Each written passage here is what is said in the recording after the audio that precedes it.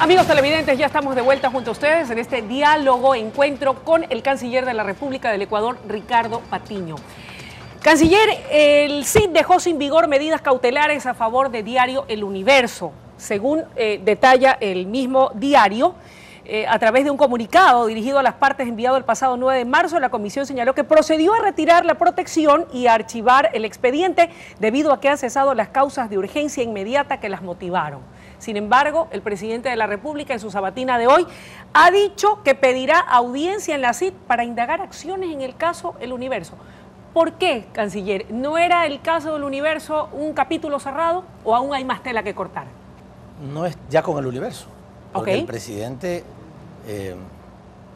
perdonó la sanción para ellos. ¿A quién no perdona? ¿Al CID? No es que no la perdona, sino que creemos que se han cometido errores en la Comisión Interamericana de Derechos Humanos, en la CID, cuando ellos solicitaron las medidas cautelares. Por eso nosotros no pedimos que las levantaran. Fueron los mismos señores del diario El Universo los que pidieron que levantaran las medidas cautelares.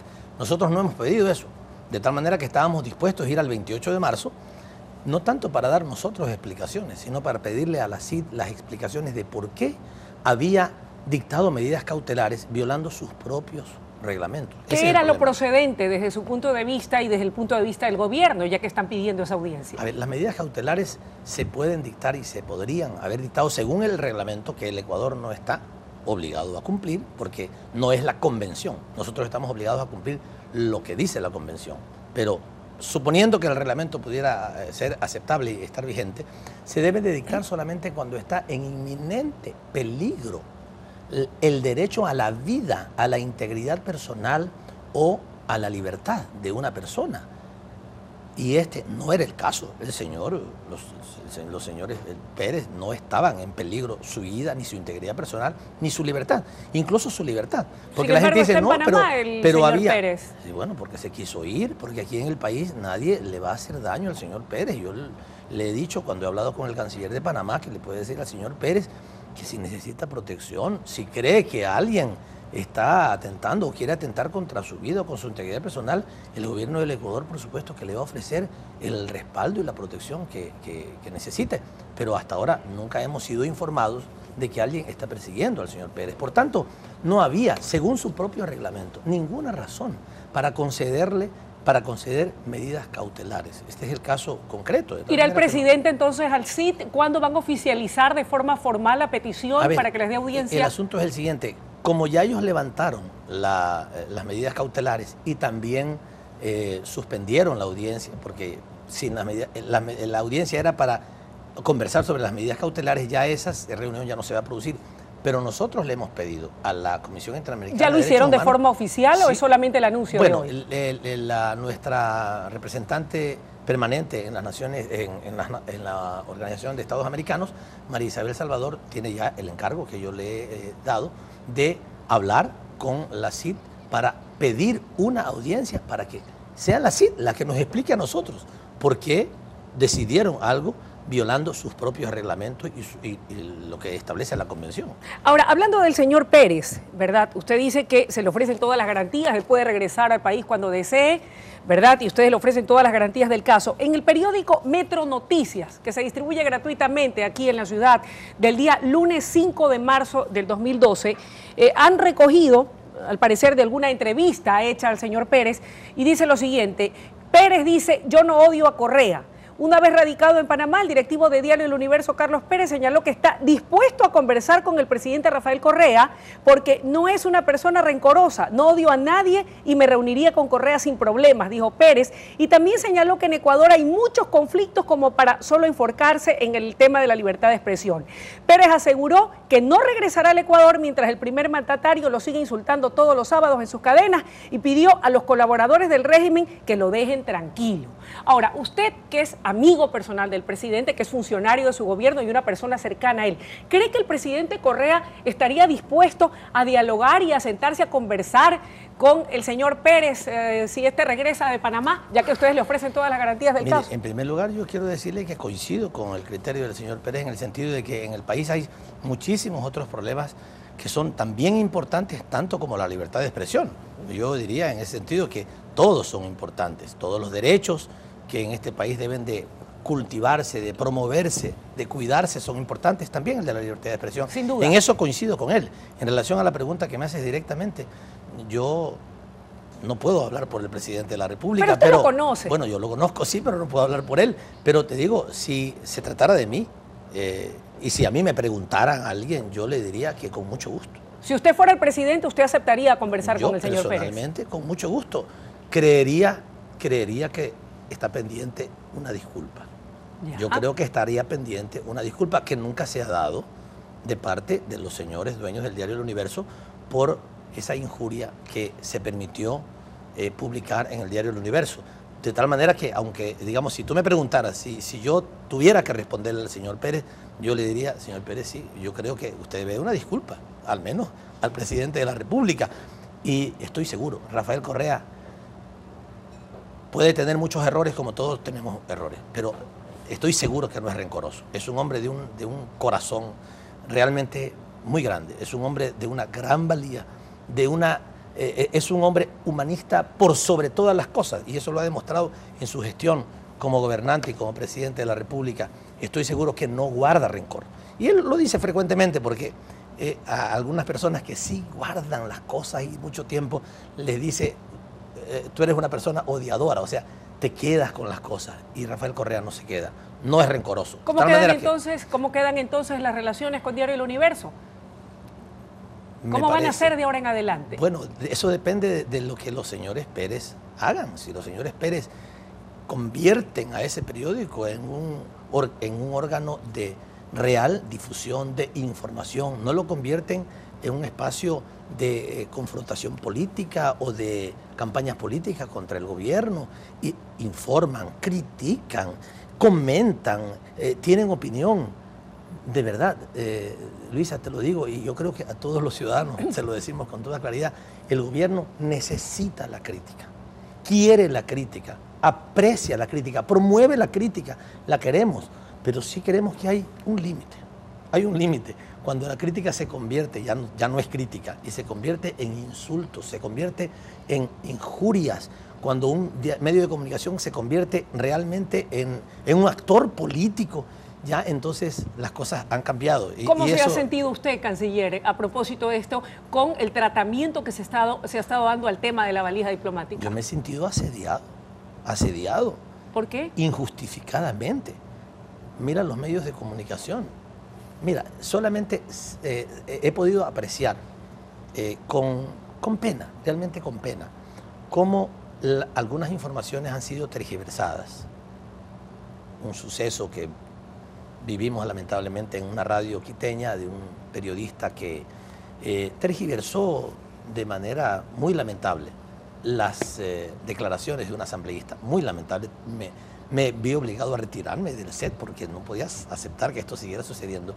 Pero las informaciones que nosotros hemos dado, que hemos ofrecido, salen en muchos casos tergiversadas, en otros casos absolutamente minimizadas. Y sin embargo, las noticias de la oposición, aunque a veces no tengan, digamos, no merezcan un peso tan grande en la comunicación, como por ejemplo una manifestación que dijeron que habían hecho frente a la Cancillería el miércoles de esta semana que está pasando, fueron 7 personas, 7, Luisa, con los curiosos llegaron a 13 en el momento de mayor gloria de la manifestación, 13 personas. ¿Sabe cuánto le dieron? 4 diarios nacionales, 2 diarios le dieron media página, uno, la tercera página, que es la más importante del diario, y la portada. Y otros 2 diarios le dieron 3/4 de página a 7 personas, que eran tan pocos, que además habían llamado por la radio, por la televisión, por todos lados habían dicho que iban a hacer la manifestación, y fueron 7 personas. Habían llevado unas maletitas simulando la valija diplomática, habían llevado 20, se excedieron. No tenían gente para que les cargara esa gran manifestación. Pero los medios le dieron tanto vuelo a algo que hay que darle por lo relativo. Yo no vi que nadie dijo, la gran manifestación que habían convocado quedó en nada porque fueron el señor César Montúfar más 6 personas, y le dieron 3/4 de página. No informaron que habían ido 13 personas. Dijeron que una manifestación había pedido la salida del ministro. Hay que ser menos parcializados al dar la información. Y Ok. yo sí me he sentido asediado. He hablado de una palabra que no la quiero seguir utilizando, pero sí asediado por algunos medios y Queríamos en conocer. complicidad Queríamos con conocer los su punto de partidos, vista. con algunos Canciller, miembros de la oposición. pasemos a otro tema, si usted me permite, no menos importante. ¿Ecuador concurrirá o se abstendrá de asistir a la Cumbre de las Américas que está convocada para abril en Cartagena de Indias, Colombia? Mira, Luisa, esa es una decisión que toma el presidente de la República. ¿Usted qué le ha sugerido? No me digas que te conteste esto porque, mira, que si yo te digo que si le he sugerido sí y él dice que no, pues voy a quedar muy mal porque no me habrá considerado mi sugerencia. Y si yo digo que no y él efectivamente dice que no, bueno, habré quedado bien, pero me habré adelantado a su opinión. Pero usted es el canciller. Sí, pero lo que te digo, te doy mi opinión. ¿Cómo mi no? opinión es ¿Es que procedente es ir? injustificable que se excluya a un país de las Américas, a un país que es miembro de la CELAC, de la Comunidad de Estados Latinoamericanos, Cuba. a una reunión a Cuba de la Cumbre de las Américas. Es la Cumbre de las Américas, de todos los jefes de América del Norte, de América Central, de América del Sur y del Caribe. Y por tanto, no hay ninguna justificación para excluir a Cuba.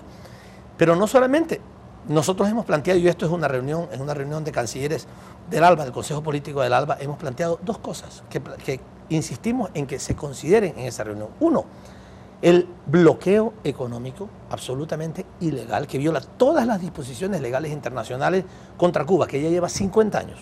Bloquear a un país. Yo nada más le digo a la ciudadanía, imaginémonos que Estados Unidos nos bloquee un año. Yo no sé si aguantaremos. Un año que nos bloquee. Son 50 años de bloqueo hacia Cuba. Y después se dice, Cuba está mal. Caramba, bloqueado no solo por Estados Unidos, sino que Estados Unidos ha tomado medidas y ha dictado leyes para que otros países también lo bloqueen. O sea, ha estado bloqueado en el mundo entero. Eso no se puede sostener.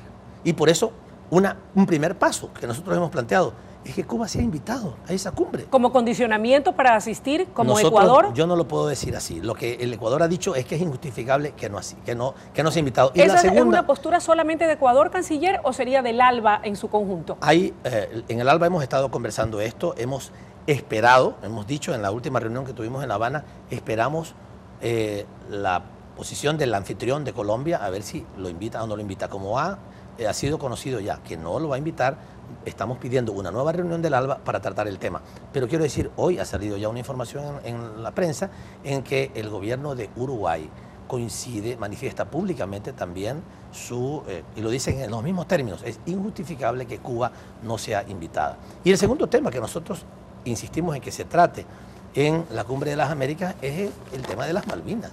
O sea, después de la Segunda Guerra Mundial, se inicia todo un proceso de descolonización del mundo. Los chicos, los estudiantes pueden ver, seguramente ahora están estudiando, el cambio en el mapa de África en 1945 con lo que es ahora. Es totalmente distinto. Se ha descolonizado prácticamente todo el mundo. Y todavía seguimos teniendo una colonia inglesa frente a nuestras narices, prácticamente a 700 kilómetros de Argentina y a 13.000 kilómetros de Gran Bretaña. Es indispensable que se termine ya, que se concluya los procesos de descolonización en la humanidad, y ese es otro tema que nosotros insistimos en que se trate. Así es que estos son algunos pedidos que nosotros hemos hecho. No lo puedo decir como condición, pero sí indispensables en nuestra opinión de que se traten en la cumbre. Para cerrar este tema de la cumbre y pasar a otros dos que también tenemos en carpeta, ¿qué sugeriría, le insisto, usted en este caso? ¿Qué es lo procedente? Ni siquiera le digo qué le sugeriría al presidente, sino como canciller de la República del Ecuador. ¿Es procedente asistir? ¿Es importante asistir y poder exponer, indistintamente de que Cuba sea considerado o no como parte de este encuentro, de esta cumbre de las Américas, para poder, ¿por qué no?, exponer en ese seno esos planteamientos que usted dice son importantes dentro de la tesis y de los planteamientos que quiere hacer el Ecuador? A veces asistiendo se puede decir las cosas y también sin asistir se pueden decir las cosas. Es una forma también de expresar el desacuerdo. Vamos con otro tema, el tema de la Unión Europea. ¿Cuál es la postura del gobierno nacional en lo que tiene que ver con un posible acuerdo comercial con la Unión Europea? Le pregunto esto, canciller, porque preocupa mucho, ¿verdad?, que vecinos hayan logrado determinados acuerdos de orden comercial, mientras que pareciera ser que nosotros nos estamos quedando. ¿Es una percepción errada? ¿Cuánto hemos avanzado? ¿Cómo va ese proceso? Yo creo que es importante comparar lo que es la relación comercial con Estados Unidos y la relación comercial con la Unión Europea, porque son dos temas distintos, aunque a veces se trata como de la misma manera. Mira, Perú y Colombia firmaron un tratado de libre comercio con Estados Unidos. Así es. México también. Nosotros hemos decidido no firmarlo con Estados Unidos. Creemos que podría ser muy riesgoso, que le podría hacer mucho daño. En el caso de Estados Unidos, porque Estados Unidos insiste en sus planteamientos, ojalá en algún momento pueda haber un cambio en la posición, insiste en que sea un tratado de libre comercio, es decir, simplemente apertura completa de las fronteras, disminución de los aranceles y, bueno, ahí a competir cada quien de su lado. ¿No hay otra figura? Nosotros sí, ellos plantean solamente la posibilidad de firmar un tratado de libre comercio. ¿Qué es lo que propone Ecuador? Nosotros queremos firmar un acuerdo comercial para el desarrollo que incluya otros elementos. Y que lo estamos comenzando a presentar a otros países. Estamos conversando con Suiza, estamos conversando con Canadá, estamos conversando con Turquía, hemos hablado con Guatemala y con otros países estamos planteando la posibilidad de firmar un acuerdo comercial para el desarrollo que considere otros elementos, que considere, por ejemplo, el distinto nivel de desarrollo económico que tiene cada país, la necesidad de proteger algunas industrias, lo que se llaman las industrias nacientes, la necesidad de que nos permitan a nuestro país, y esto lo estamos conversando con la Unión Europea, yo creo que las cosas van por buen camino. Personalmente, tal vez yo sea muy optimista, pero cuando vayamos ahora, porque voy a ir el 19 de marzo a Bruselas para conversar con los representantes del Consejo Europeo sobre este tema. El planteamiento ya ha sido hecho, o sea, hemos contestado sus preguntas, ellos han contestado nuestras preguntas, creo que el panorama está claro. Ahora lo que hay que hacer es tomar una decisión política al más alto nivel, nos sentamos a comenzar a desarrollar las rondas de negociación, porque ya ellos saben lo que nosotros, los límites que tenemos y nosotros sabemos los límites que ellos tienen. ¿Qué tiempo puede tomar esto, canciller? Le pregunto esto porque productores y exportadores de todas maneras tienen derecho a estar preocupados, piden que el país debe ajustar su política de comercio exterior, que debemos acelerar la marcha. ¿Qué les diría usted a ese sector tan importante, exportadores y productores de diferentes aristas? Luisa, que comparto plenamente su preocupación, porque más del 30% de las exportaciones no petroleras del Ecuador, de las no petroleras, porque las petroleras es fácil colocarlas en cualquier lugar. Así es. Las no petroleras son las que nos importan, el banano, el cacao, el café, las conservas, etcétera, van a Europa, pues. Y por tanto, yo no he descuidado en ningún momento las conversaciones con la Unión Europea, hemos estado atentos a contestar sus preguntas, a hacerles entender la importancia de nuestros argumentos, a entender también los de ellos, porque ellos también tienen sus intereses en una negociación. Tú tienes que entender los intereses de los dos, pero nosotros tenemos que comprender nuestros intereses. Y yo creo que ha habido una apertura de Europa. En eso es diferente la disposición negociadora de Europa y la disposición negociadora de Estados Unidos. Creo que en el caso de Estados Unidos es más difícil abrir las posiciones, pero en el caso de Europa sí. Yo lo he sentido así. De tal manera, y no por gusto, ellos han insistido mucho. Hace poco enviaron decenas de preguntas que nosotros hemos contestado con todo cuidado para que se haga evidente nuestro interés en negociar, pero siempre y cuando esa negociación no quiebre nuestra economía. Por ejemplo, en las compras públicas, nosotros tenemos mucho interés en que las compras públicas sean un instrumento, sean parte de esta política de desarrollo económico de nuestro país, y no vamos a abrir las compras públicas a la competencia mundial, porque entonces pueden desbaratarse todas nuestras industrias y tenemos que cuidar nuestras industrias. Canciller, son temas importantes y muy delicados, como usted bien señala. Digamos así, resumiendo completamente, sintetizando la respuesta a tu pregunta, decirle a los exportadores, a los empresarios de este país, grandes, pequeños y medianos, que estamos absolutamente interesados en llegar a un acuerdo con la Unión Europea, protegiendo nuestra economía. Y vamos a hacer todo lo posible. Vamos a cuidar absolutamente esa relación con la Unión Europea, le damos la mayor importancia y ojalá lo más pronto podamos tener esto. Si el 19 de marzo de nuestra conversación con las autoridades del Consejo Europeo, ellos dicen, estamos dispuestos a emprender las negociaciones, esto puede hacerse en 3 rondas, en 4 rondas, espero que no sean mucho más. En pocos meses esperemos poder tener cerrado el acuerdo. Ojalá sea así, lo vamos a hacer y vamos listos con la mayor disposición y voluntad a lograrlo. Vamos a otro tema y que hemos dejado para el final, no por ser menos importante, sino porque así lo habíamos programado. El viaje del presidente a Turquía, entiendo que viaja el día martes y también pasará por Murcia. Cuéntenos quiénes lo acompañarán, qué planes tienen, qué es lo que se ha establecido en la agenda diplomática de este viaje. Turquía es un país tremendamente importante desde el punto de vista geoestratégico. ¿Qué nos ofrece Turquía y qué podemos ofrecerle como país? Es un puente importantísimo, es una ventana hacia el Medio Oriente, es una ventana hacia Euroasia, es una ventana hacia Europa también, es un puerto de entrada fundamental en el comercio internacional. Desde el punto de vista político también, es un actor político muy importante. Tenemos que estar nosotros dialogando políticamente, no es solamente un interés comercial, sino también político, con actores que son fundamentales en la sociedad del mundo, en la sociedad mundial. De tal manera que nos interesa mucho, no te olvides que Turquía está al lado de Siria, está cerca, pues, absolutamente conectado con todos los países del Medio Oriente, cerca de Irán. O sea, estamos hablando de un país conectado con Eurasia. Lo que sucede en los países que eran parte de la Unión de Repúblicas Socialistas Soviéticas, algunos de los cuales nosotros visitamos recientemente, Turquía se conecta con todos ellos, de tal manera que su presencia geoestratégica es fundamental. Hacer un diálogo político con Turquía es muy importante. Por eso lo veníamos programando desde hace algún tiempo y finalmente ya se concretó para el 15 y 16, de tal manera que estaremos allí. Nos acompañaremos también, bueno, de funcionarios del Estado ecuatoriano, de algunas personas interesadas en hacer negocios con Turquía. Eso iba, diálogos y acercamientos políticos por un lado, y acuerdos comerciales. Claro, por supuesto. ¿Qué hay a la vista? Bueno, hemos avanzado, esto es un trabajo que hace nuestro viceministerio de Comercio Exterior y la Subsecretaría de Negociaciones Internacionales. Hemos avanzado en las conversaciones.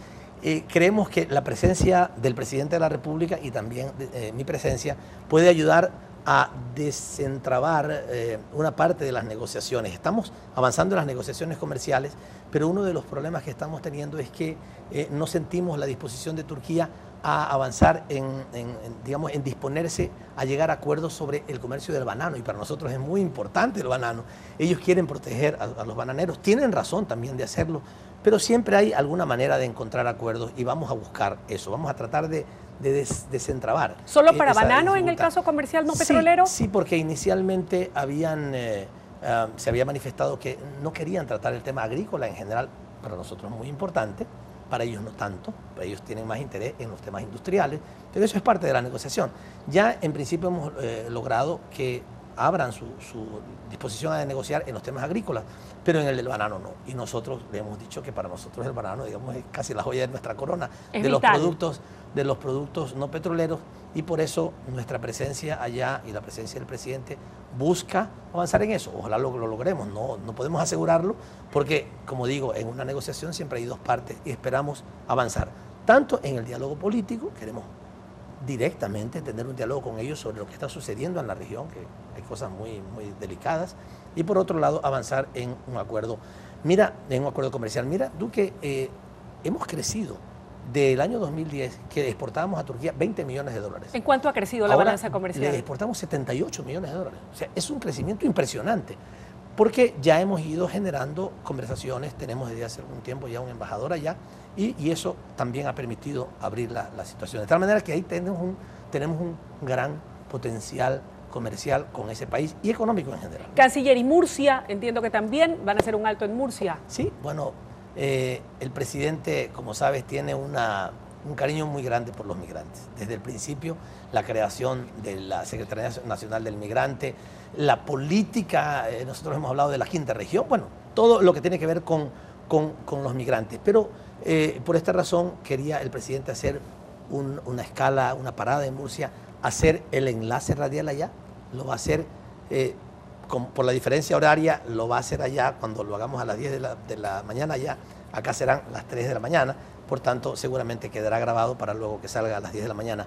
Pero él está ilusionado, emocionado, sabiendo que va a ser el enlace radial en Murcia, en esta pequeña localidad española, en donde hay tantos y tantos queridos migrantes. De tal manera que la idea principal es quedar allá, hacer el enlace y también tener la oportunidad. El presidente Rajoy conoció que el presidente tenía la intención de viajar a España y nos dijo que quería recibirlo, de tal manera que también aprovechará para visitar al nuevo presidente de España. El tiempo ha concluido. Quiero agradecerle Gracias, la oportunidad que nos ha dado de poder conversar con usted sobre estos temas de coyuntura e interés nacional que son del interés de la opinión pública y de la ciudadanía en general. Gracias por haber estado con nosotros. A ti, Luisa, por haberme dado la oportunidad de conversar con el público que los oye permanentemente los sábados en un programa tan ilustrativo como el que tú tienes. Gracias otra vez.